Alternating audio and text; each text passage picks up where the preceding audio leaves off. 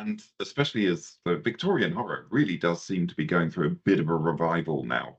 Yeah. I don't know um, what has triggered this, but what do you think causes modern audiences to just resonate with the sort of Victorian, Dickensian literature?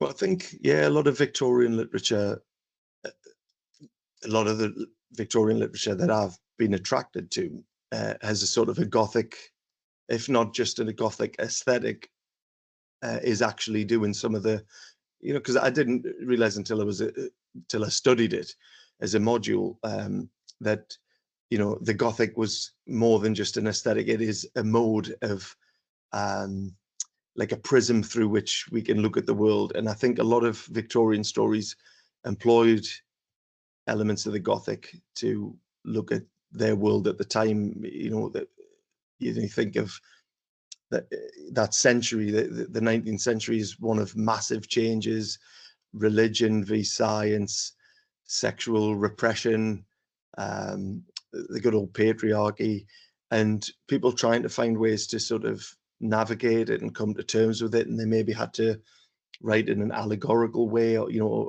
metaphorical way, and sort of take a pot shot at things from a distance. They come at it diagonally.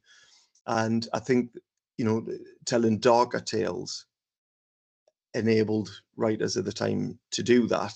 And I think we're in a period of uncertainty again, aren't we, really, in a lot of ways.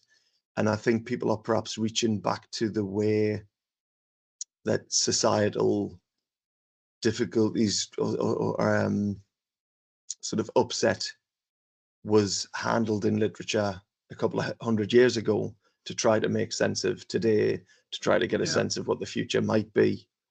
So I think it's looking for answers in times of uncertainty. I think it did that 200 years ago. I think it does it again now.